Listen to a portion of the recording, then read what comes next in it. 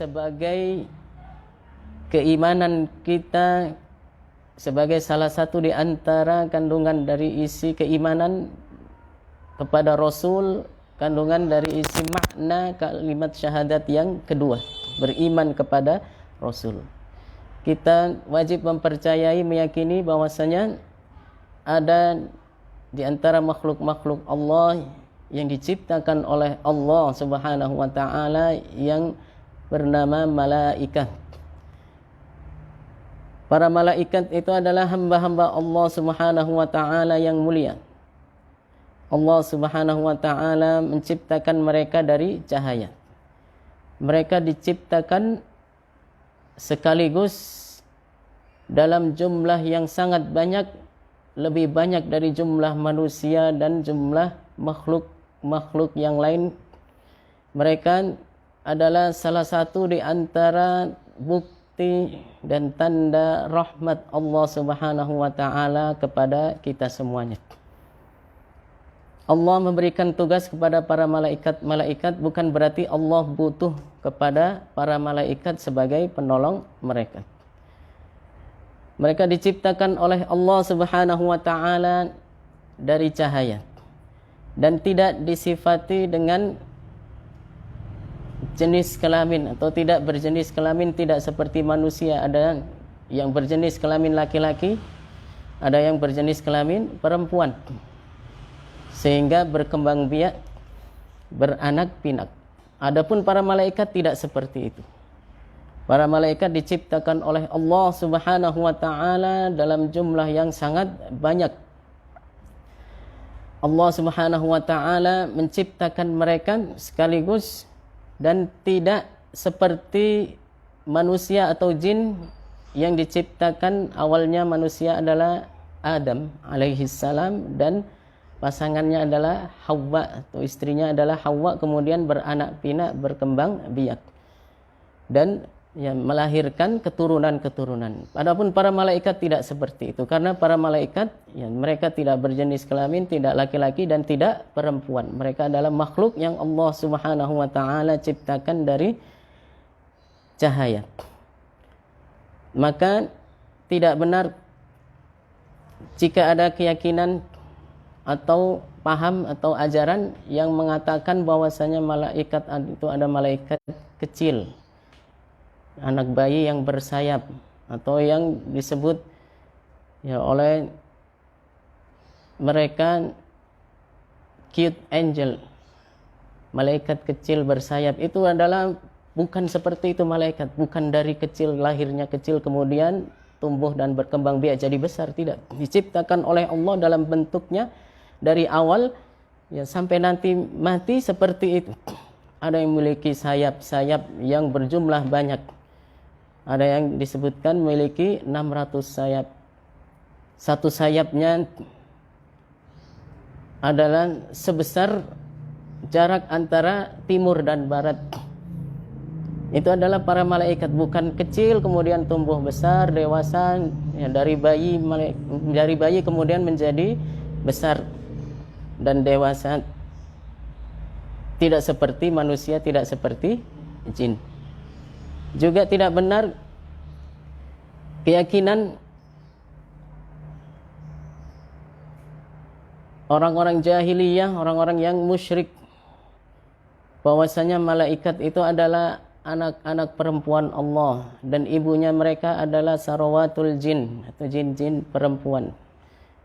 Dalam Al-Quran dibantah dengan tegas keyakinan yang salah tersebut, sebagaimana disebutkan dalam firman Allah Subhanahu wa taala, innal ladzina la yu'minuna bil akhirah la yusammunal malaikata tasmiyatal unsa.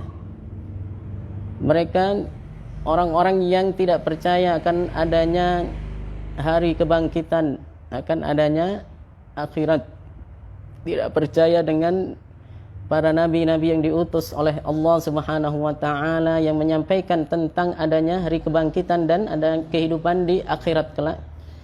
Mereka menamai, orang-orang musyrik itu menamakan malaikat adalah anak-anak perempuan Allah. Ini adalah paham dan ajaran yang salah, keyakinan yang salah, tidak benar tentang Allah. Allah Maha Suci dari beranak, Allah Maha Suci dari beristri. Dalam Al-Quran dengan tegas disebutkan tentang sifat Allah Subhanahu wa ta'ala, wa annahu ta'ala jaddu rabbika mattakhadha sahibatan. Dalam Al-Quran Allah Subhanahu wa ta'ala berfirman, wa annahu ta'ala jaddu rabbina mattakhadha sahibatan wala walada. Artinya Allah Subhanahu wa ta'ala Maha Agung, Maha Suci, dan tidak beranak atau tidak beristri. Ini adalah keyakinan kita Ahlus Sunnah wal Jamaah, bahwasanya Allah Subhanahu wa ta'ala tidak seperti makhluknya. Allah Subhanahu wa ta'ala tidak seperti manusia. Allah Subhanahu wa ta'ala tidak beranak dan tidak beristri seperti makhluk-makhluknya, seperti manusia, seperti jin, ya, dan makhluk-makhluk Allah yang lainnya yang berkembang biak, beranak pinak dengan ada pasangan, ya, berpasangan suami dan istri, laki-laki dan perempuan, jantan dan betina, kemudian berpasang-pasangan, kemudian beranak pinak dan berkembang biak. Tidak seperti itu.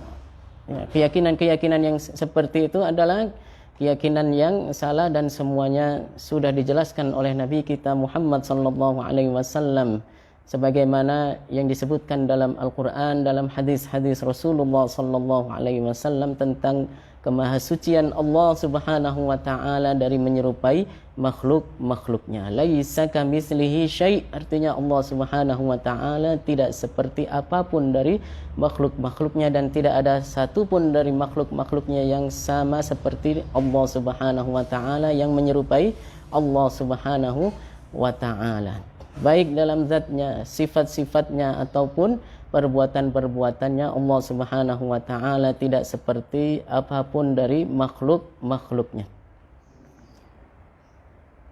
Juga kita wajib mempercayai bahwasanya para malaikat Allah tidak ada satupun mereka yang berbuat maksiat kepada Allah. Mereka diciptakan oleh Allah Subhanahu wa ta'ala sebagai hamba-hambanya yang taat.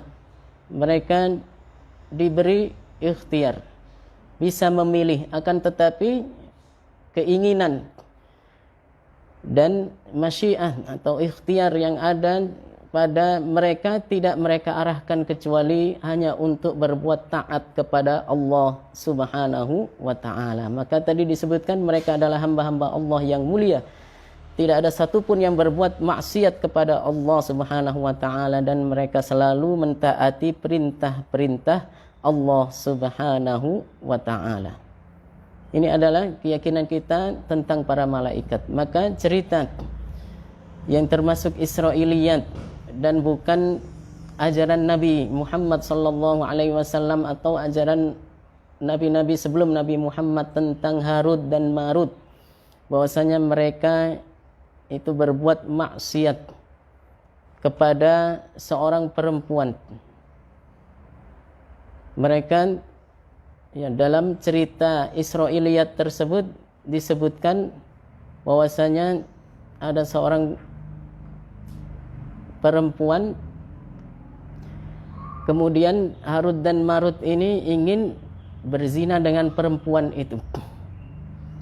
Kemudian perempuan itu mensyaratkan, katanya dalam cerita ini, cerita yang tidak benar ini, kepada mereka berdua untuk memberitahukan tentang nama Allah yang paling agung. Sebagaimana kita ketahui, Ismullahil A'zam atau nama Allah yang paling agung secara mufrad itu adalah lafzul jalalah Allah, dan secara murakkab itu adalah Ya Hayyu Ya Qayyum Ya Dzal Jalali wal Ikram. Itu adalah nama-nama Allah yang paling agung. Kemudian dalam cerita tersebut Harut dan Marut memberitahukan tentang Ismullahil A'zam kepada perempuan itu. Kemudian perempuan itu mau dizinai oleh keduanya, dan akhirnya, ya, dalam cerita tersebut disebutkan bahwasanya terjadi hal yang seperti itu. Ini adalah mustahil dilakukan oleh malaikat. Tidak boleh diyakini kebenarannya. Tidak boleh dipercayai hal yang seperti ini. Ini jelas bertentangan dengan ayat Al-Quran, dengan hadis-hadis Rasulullah sallallahu alaihi wasallam yang menegaskan bahwasanya para malaikat Allah Subhanahu wa taala adalah hamba-hamba Allah yang mulia. Mereka tidak ada satupun di antara mereka yang berbuat maksiat kepada Allah. Mereka semuanya taat kepada Allah Subhanahu wa taala. Wa rusulihi ay anbiya'ihi. Juga wajib kita beriman pada para rasulnya, para rasul Allah Subhanahu wa taala, yaitu para anbiya yang diutus, para nabi Allah yang diutus oleh Allah Subhanahu wa taala. Man kana rasulan, ya, para nabi-nabi yang diutus oleh Allah itu sebagian di antara mereka adalah rasul. Baik yang rasul, yaitu yang dimaksud dengan nabi yang rasul itu adalah ursila bi syar'in jadid. Rasul yakni yang diutus dengan syariat baru. Wa man lam yakun kadzalika, maupun yang bukan rasul, nabi yang bukan rasul. Ada nabi yang rasul dan ada yang nabi yang bukan rasul. Ya. Wa awwalu rusulillahi huwa sayyiduna Adamu alaihi salam. Dan nabi yang diutus oleh Allah Subhanahu wa taala pertama kali, rasul yang diutus oleh Allah yang pertama adalah sayyiduna Adam alaihi salam. Wa akhiruhum sayyiduna Muhammad, dan nabi dan rasul yang diutus oleh Allah terakhir adalah sayyiduna Muhammad sallallahu alaihi wasallam. Dari sini bisa kita ketahui perbedaan antara nabi dan rasul, bahwasanya nabi itu adalah yang diutus oleh Allah, diberi wahyu oleh Allah Subhanahu wa taala untuk mengikuti syariat rasul sebelumnya. Tidak diberi syariat baru. Adapun rasul diutus oleh Allah, diberi wahyu oleh Allah Subhanahu wa taala dan diturunkan kepada rasul syariat yang baru yang menghapuskan syariat-syariat sebelumnya. Syariat dari rasul yang sebelumnya. Dalam syariat sebelum Nabi kita Muhammad sallallahu alaihi wasallam,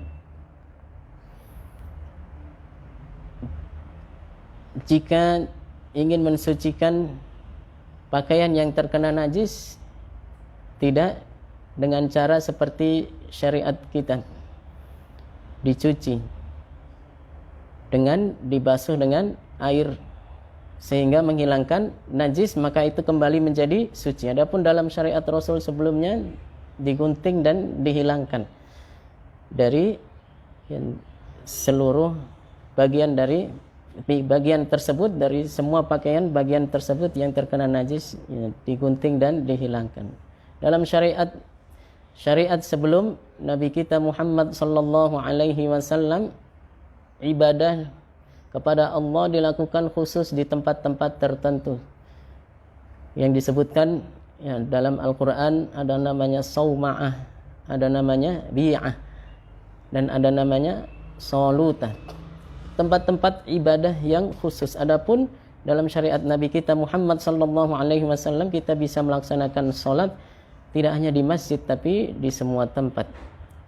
Dalam syariat sebelum Nabi kita Muhammad sallallahu alaihi wasallam dibolehkan, di antara syariat-syariat Nabi terdahulu di masa Nabi Adam, dibolehkan menikahi sesama saudara tetapi yang beda kelahiran, beda kandungan, dengan dikawinkan secara silang, dinikahkan secara silang.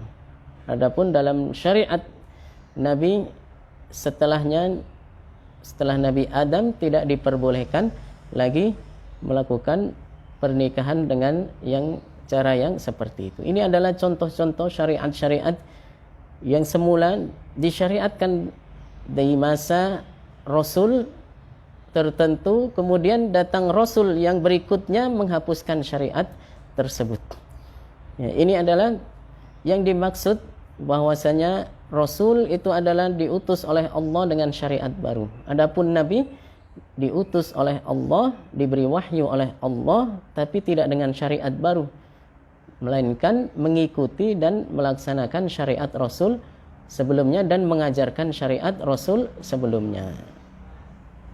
Perbedaan antara Nabi dan Rasul sebagaimana yang tadi saya sebutkan, disebutkan oleh para ulama seperti Imam Abu Mansur At-Tamimi dalam kitab beliau Usuluddin, dan juga para ulama-ulama yang lainnya. Tidak seperti ya, penjelasan di beberapa kitab yang disalahkan oleh para ulama tentang perbedaan Nabi dan Rasul. Bahwasanya kalau Rasul diberi wahyu oleh Allah dan diperintahkan untuk menyampaikan ajaran yang diwahyukan kepadanya. Sementara Nabi diberi wahyu oleh Allah tapi tidak diperintah untuk menyampaikan ajaran tersebut. Ini adalah salah.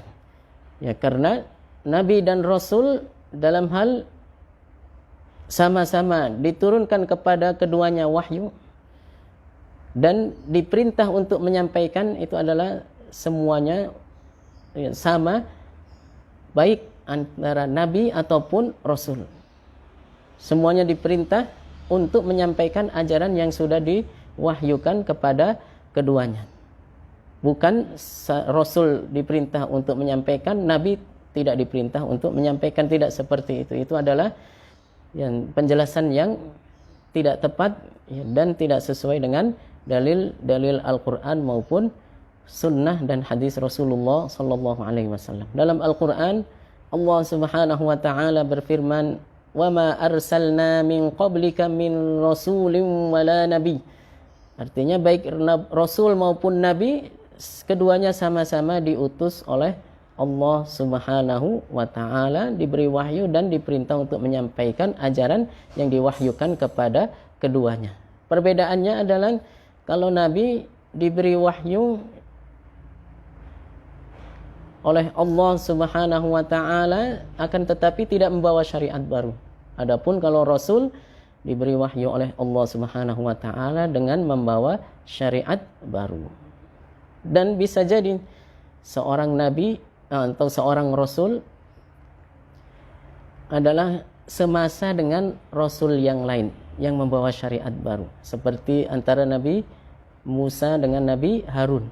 Yang diberi syariat baru adalah Nabi Musa, diturunkan kepada beliau kitab Taurat dan diberi syariat baru. Nabi Harun tidak diberi syariat baru. Yang semasa seperti ini, maka Rasul yang tidak diberi syariat baru itu mengikuti syariat Rasul yang diberi syariat baru, yang menghapuskan syariat sebelumnya. Kemudian wajib kita percayai bahwasanya Nabi dan Rasul yang pertama kali diutus oleh Allah, yang pertama diutus oleh Allah adalah Nabi Adam alaihi salam. Sayyiduna Adam alaihi salam itu adalah Nabi dan Rasul yang diutus oleh Allah Subhanahu wa taala yang pertama. Adapun yang disebutkan dalam hadis tentang syafaat nanti pada hari kiamat, ketika orang-orang datang kepada Nabi Nuh kemudian memohon syafaat kepada beliau dan mengatakan anta awwalur rusuli ila ahlil ard, yang disebut dalam ayat dalam hadis ini adalah bahwasanya Nuh adalah awwalur rusul. Awwaliyah di sini adalah awwaliyah nisbiyah, bukan awwaliyah yang mutlaqah. Awwaliyah nisbiyah maksudnya adalah bahwasanya Nuh itu adalah Rasul yang pertama diutus oleh Allah kepada kaum yang kafir. Karena sebelum Nabi Nuh, sebelum masa Nabi Nuh, ini Nabi dan Rasul-Rasul yang sebelumnya diutus oleh Allah Subhanahu wa ta'ala kepada orang-orang yang beriman, yaitu anak cucu keturunan Nabi Adam alaihissalam. Nabi Adam diberikan risalah dan diberikan syariat untuk diamalkan dan diajarkan kepada anak cucu beliau, keturunan-keturunan beliau. Maka dalam Al-Quran disebutkan kanan nasu ummatan wahidah. Manusia pada zaman dahulu, yaitu di masa Nabi Adam dan nabi-nabi setelah Nabi Adam, sebelum masa Nabi Nuh, mereka adalah umat yang semuanya memeluk agama Islam, beriman kepada Allah Subhanahu wa taala.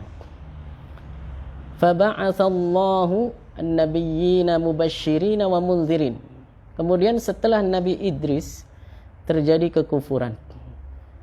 Setelah meninggalnya Nabi Idris, kemudian meninggalnya pengikut-pengikut setia Nabi Idris, ya, yang disebutkan dalam Al-Quran bahwasanya di antara pengikut-pengikut Nabi Idris itu ada di antara mereka yang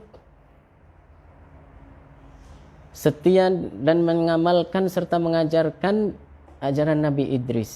Sampai ya setelah sepeninggal mereka juga pada generasi-generasi berikutnya barulah terjadi kemusyrikan, barulah terjadi kekufuran. Mereka tidak beribadah kepada Allah, kan tetapi berbuat kemusyrikan. Akhirnya diutuslah Nabi yang pertama kali diutus oleh Allah, Rasul yang diutus pertama kali oleh Allah kepada kaum yang kafir, yaitu Nabiullah Nuh alaihis salam. Maka disebutkan dalam hadis tadi tentang syafaat nanti pada mauqif, bahwasanya orang-orang datang kepada Nabi Nuh kemudian berkata, anta awwalur rusul ila ahlil ard. Ini maksudnya adalah Rasul yang pertama diutus oleh Allah kepada kaum yang kafir. Adapun Rasul yang pertama kali diutus oleh Allah Subhanahu wa taala secara keseluruhan, secara mutlak, bukan Rasul yang diutus untuk kaum yang sudah kafir saja, kan, tetapi diutus oleh Allah yang memang sebagai Nabi dan Rasul yang pertama kali, yaitu manusia yang pertama diciptakan oleh Allah, Nabiullah Adam alaihissalam. Dalam hadis Rasulullah sallallahu alaihi wasallam bersabda, wa ma min nabiyyin yauma idzin adamu faman siwahu illa tahta liwa'i. Artinya tidak ada nabi ya nanti di hari kiamat dari Adam dan nabi-nabi setelah beliau, rasul-rasul setelah beliau, setelah Nabi Adam, illa tahta liwa'i, kecuali semuanya di bawah benderaku, kata Rasulullah sallallahu alaihi wasallam. Maka para ulama bersepakat bahwasanya nabi yang pertama, rasul yang pertama diutus oleh Allah dari manusia ini adalah Nabi Adam alaihissalam. Diutus oleh Allah kepada kaumnya, anak-anaknya, keturunan-keturunannya, dan semuanya beriman kepada Allah, tidak ada yang berbuat kemusyrikan dan kekufuran. Ada di antara mereka yang berbuat dosa, ya, seperti yang diceritakan, diriwayatkan tentang Qabil, tapi mereka beriman. Qabil tetap beriman kepada Allah. Sampai kemudian yang di masa Nabi Idris, sepeninggal Nabi Idris, sepeninggal pengikut setia Nabi Idris, generasi-generasi berikutnya terjadilah kemusyrikan dan kekufuran, baru diutus Nabi Nuh alaihissalam sebagai Rasul yang pertama diutus untuk kaum yang kafir. Karena sebelumnya Rasul diutus oleh Allah untuk orang-orang yang beriman. Tadi disebutkan kanan nasu ummatan wahidah, semuanya manusia dulu di zaman Adam sampai Nabi Idris mereka beragama Islam, tidak ada yang berbuat kemusyrikan dan kekufuran kepada Allah Subhanahu wa taala. Baru setelah itu terjadilah kemusyrikan dan kekufuran, maka Allah Subhanahu wa taala mengutus Nabi Nuh sebagai rasul yang pertama diutus untuk kaum yang musyrik dan kafir. Dan kita wajib meyakini bahwasanya Nabi Muhammad adalah rasul dan nabi yang terakhir diutus oleh Allah Subhanahu wa taala. Dalam Al-Qur'an disebutkan wa khataman nabiyyin, tentang nabi kita Muhammad adalah penutup para nabi. Dan dalam hadis Rasulullah sallallahu alaihi wasallam juga bersabda wa khutima biyan nabiyyun, dan artinya ditutup denganku para nabi-nabi sebelumnya, kenabian sebelumnya. Maka tidak boleh meyakini ada nabi setelah Nabi Muhammad. Oleh karena itu Sayyiduna Abu Bakar As-Siddiq memerangi orang-orang yang mengikuti dan salah jalan mengikuti Musailimah Al-Kadzdzab, meyakini ada nabi setelah Nabi Muhammad. Karena Musailimah ini mengaku sebagai nabi peninggal Nabi Muhammad sallallahu alaihi wasallam. Maka yang seperti itu sudah keluar dari ajaran Islam dan menyebabkan kekufuran, sehingga diperangi oleh Sayyiduna Abu Bakar As-Siddiq ketika masa beliau sebagai khalifah yang pengganti Rasulullah sallallahu alaihi wasallam sebagai pemimpin umat Islam saat itu. Wa kutubihi, dan wajib kita meyakini kitab yang diwahyukan oleh Allah Subhanahu wa taala kepada para anbiya, kepada para rasul. Wa asyharuha arba'atun, dan yang paling terkenal ya, dari kitab-kitab itu adalah ada 4. Al-Qur'an, yang pertama adalah Al-Qur'an, wat Tauratu dan Taurat, wal Injilu dan Injil, waz Zaburu dan Zabur. Yang disebutkan dalam beberapa hadis bahwasanya ada 104 kitab yang diwahyukan oleh Allah kepada para anbiya dan para rasul. Di antaranya adalah yang terkenal dan masyhur adalah 4 tadi, Quran, Taurat, Injil dan Zabur. Quran diturunkan kepada Nabi Muhammad sallallahu alaihi wasallam, Taurat kepada Nabi Musa alaihi salam, Injil kepada Nabi Isa, dan Zabur kepada Nabi Daud. Ya, dalam hadis disebutkan bahwasanya ya, selain 4 itu ada 150 sahifah diturunkan kepada Nabi Syith, kemudian 30 kepada Nabi Idris, kemudian 10 kepada Nabi Ibrahim, dan 10 kepada Nabi Musa sebelum diturunkan kepada beliau Taurat. Jadi totalnya ada 104. Dan para nabi dan rasul sebagaimana disebutkan jumlah mereka, sebagian ulama menyebutkan yang menentukan jumlah para nabi dan rasul yang diutus oleh Allah Subhanahu wa taala berdasarkan hadis riwayat Abu Dawud bahwasanya jumlah nabi secara keseluruhan adalah 124.000. Dan di antara mereka yang juga rasul adalah 313. Dan perbedaan antara nabi dan rasul sebagaimana yang disebutkan tadi, bahwasanya nabi itu diutus oleh Allah Subhanahu wa taala tidak membawa syariat baru. Adapun rasul diutus oleh Allah Subhanahu wa taala membawa syariat baru, dan keduanya sama-sama diperintah untuk menyampaikan syariat, menyampaikan ajaran dan agama Islam yang diridhoi oleh Allah Subhanahu wa taala sebagai agama bagi kita semuanya, sebagai agama bagi hamba-hambanya. Kemudian sebagaimana yang sudah dijelaskan tentang sifat kalam Allah, bahwasanya Allah Subhanahu wa taala bersifat kalam. Kalamullah tidak seperti kalam makhluk, tidak berupa huruf, suara dan bahasa. Maka jika disebutkan kitab-kitab dengan bahasa, ada yang bahasa Arab, ada yang bahasa Ibrani, ada yang bahasa Suryani, ini adalah yang dimaksud adalah al-lafzul munazzal, lafaz yang diturunkan yang berupa huruf, suara dan bahasa, yang diturunkan dan diwahyukan kepada para anbiya sesuai dengan bahasa yang mereka gunakan dalam kehidupan mereka.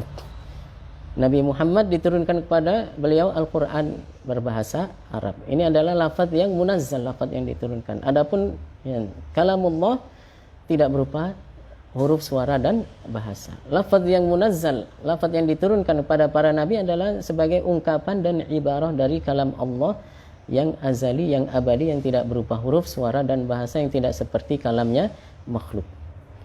Wa yajibu aidan al-imanu bil qadar, dan wajib beriman pada qada dan qadar, kepada qadar atau ketentuan Allah yang makdurnya baik dan buruk.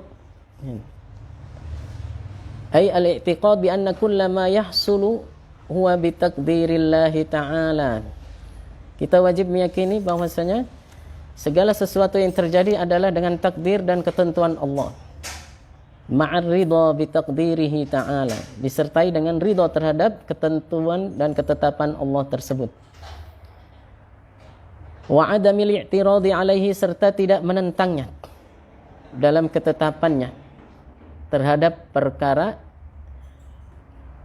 fi taqdirihi ma'a ar-ridha bi taqdirihi ta'ala wa adamil i'tiradi alaihi fi taqdirihi al-khaira wasyarra wal hulwa wal mur. Kita harus ridha dengan apa yang ditetapkan oleh Allah bagi kita, baik itu buruk ataupun baik, yang manis ataupun yang pahit, semuanya adalah ciptaan Allah. Tapi kita semuanya yang diperintah oleh Allah untuk berbuat kebaikan dan dilarang oleh Allah dari berbuat keburukan. Yang kita semuanya yang wajib ridho menerima apa yang sudah ditentukan oleh Allah kepada kita. Tidak boleh kita menentang. Jika kita menentang ketentuan dan takdir Allah, maka itu akan menyebabkan kekufuran kepada Allah Subhanahu wa ta'ala. Yang diceritakan bahwasanya ada dalam satu kisah orang yang tidak menerima serta memprotes ketentuan dan takdir Allah. Dalam cerita tersebut singkatnya, ketika orang ini anak-anaknya mati dalam satu peristiwa, kemudian dia tidak menerima ketentuan Allah yang Allah tentukan baginya, takdir Allah yang Allah tentukan untuknya itu, sehingga dia berbuat kekufuran dan memaksa orang lain berbuat kekufuran juga. Yang seperti ini adalah menyebabkan azab yang kekal nanti di akhirat, karena dia sudah tidak beriman kepada Allah dan kafir terhadap Allah Subhanahu wa ta'ala. Dalam cerita tersebut, dalam kisah tersebut disebutkan bahwasanya saat dia dikuburkan, keluar dari dalam kuburnya api. Ini adalah sebagai bukti, ya, sebagai pertanda bagi kita bahwasanya jika kita kafir terhadap Allah, tidak beriman kepada Allah hanya karena tidak menerima dan tidak meridhai apa yang Allah Subhanahu wa ta'ala takdirkan bagi kita, tidak menerima dan tidak bersabar jika tertimpa musibah, maka dan kemudian sampai berefek atau berakibat dia tidak beriman kepada Allah, artinya merusak keimanannya kepada Allah Subhanahu wa ta'ala, sehingga orang tersebut ketika meninggal dan tidak bertaubat dari itu akan menyebabkan dia meninggalnya, matinya dalam keadaan tidak beriman dan kafir. Allah Subhanahu wa ta'ala menciptakan kebaikan, mencintainya dan meridhoinya, dan Allah memerintahkan kepada kita untuk berbuat kebaikan. Adapun keburukan, Allah juga yang menciptakan. Akan tetapi Allah Subhanahu wa ta'ala tidak mencintainya dan tidak memerintahkan kita untuk berbuat keburukan. Dan tapi kita wajib percaya dan yakin bahwasanya kebaikan dan keburukan itu semuanya adalah ciptaan Allah Subhanahu wa ta'ala. Dalam hadis Jibril disebutkan tentang keimanan. Di antara perkara-perkara yang penting dalam keimanan, sebagai syarat keimanan, rukun keimanan bagi kita, kita wajib percaya tentang qada dan qadar, dalam hadis tersebut disebutkan wa antu'mina bil qadari khairihi wa syarrihi. Kita wajib percaya bahwasanya segala sesuatu yang terjadi adalah berdasarkan takdir Allah Subhanahu wa taala. Allah Subhanahu wa taala yang mentakdirkan sesuai dengan kehendaknya semua yang ada dan terjadi di alam ini. Baik itu adalah berupa kebaikan khairihi atau wa syarrihi, atau itu berupa keburukan, semuanya adalah ciptaan Allah Subhanahu wa taala. Perbedaannya adalah Allah menciptakan, mentakdirkan kebaikan, dan Allah memerintahkan, mencintai dan memerintahkan kepada kita untuk berbuat kebaikan. Adapun keburukan, Allah yang menciptakannya, Allah yang mentakdirkannya terjadi pada kita, pada makhluknya. Akan tetapi Allah Subhanahu wa taala tidak mencintai dan tidak meridhoi keburukan itu dari kita, dan Allah Subhanahu wa taala melarang dan tidak memerintahkan kita untuk berbuat keburukan. Sehingga jika kita berbuat kebaikan maka kita akan dapat pahala dari Allah. Jika kita berbuat keburukan maka kita akan mendapatkan dosa dan azab nanti dari Allah Subhanahu wa taala di akhirat. Ini adalah keimanan yang wajib kita yakini. Sementara ada sebagian atau sekelompok atau golongan yang memiliki paham bahwasanya Allah hanya menciptakan kebaikan saja, keburukan tidak diciptakan oleh Allah Subhanahu wa taala. Itu adalah keyakinan yang disebut dengan atau golongan atau ajaran qadariyah.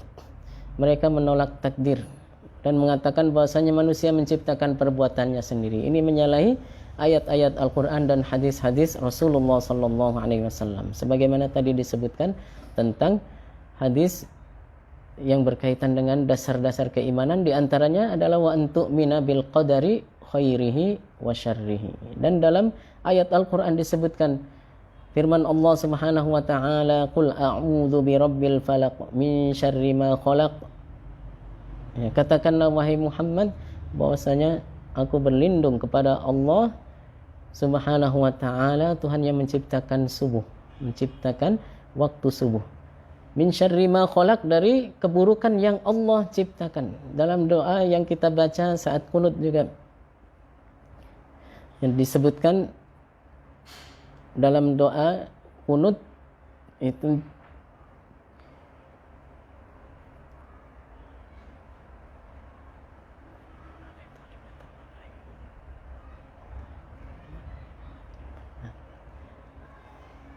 amin.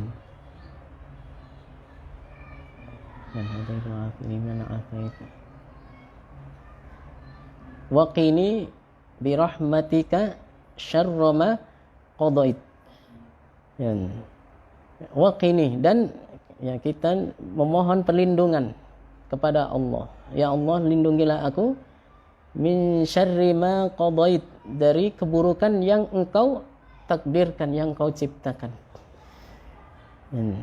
Berarti kita wajib percaya bahwasanya keburukan juga adalah ciptaan Allah. Allah menciptakan kebaikan, Allah juga yang menciptakan keburukan. Bukan yang Allah yang menciptakan kebaikan saja, keburukan bukan ciptaan Allah tapi ciptaan manusia, bukan seperti itu.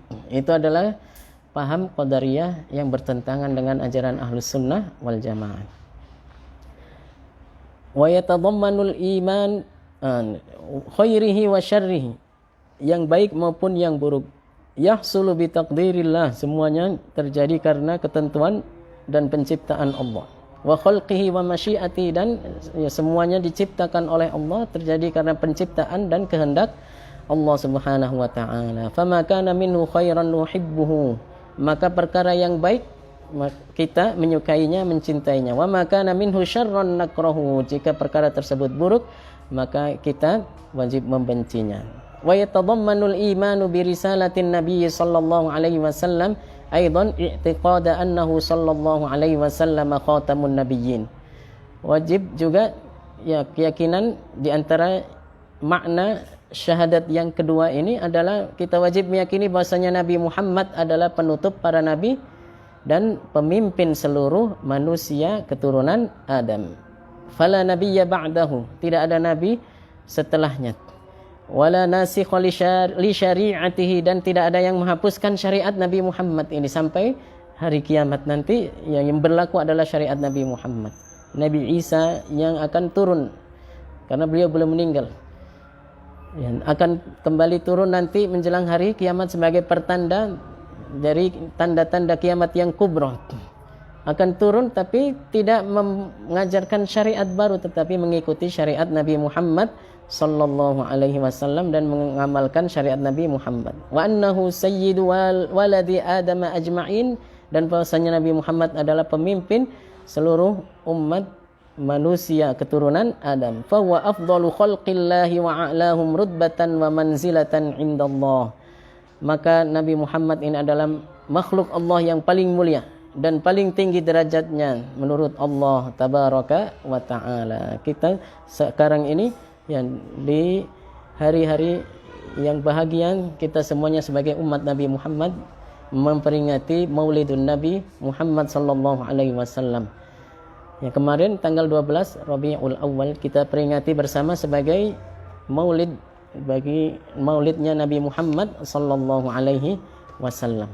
Semoga dengan kita memperingati Maulid Nabi, kita semuanya bisa menambah rasa cinta kita kepada Nabi kita Muhammad sallallahu alaihi wasallam, dan sebagai rasa syukur kita kepada Allah Subhanahu wa taala dengan dilahirkannya seorang nabi, makhluk yang paling mulia yang mengajarkan kepada kita jalan menuju ridha Allah Subhanahu wa taala, yaitu agama Islam, satu-satunya agama yang diridhai oleh Allah Subhanahu wa taala.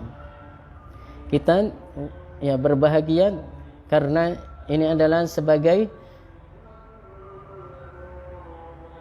awal dari hidayah yang Allah Subhanahu wa taala berikan kepada umat manusia di zaman ini, di zaman terakhir, yaitu umatnya Nabi Muhammad sallallahu alaihi wasallam.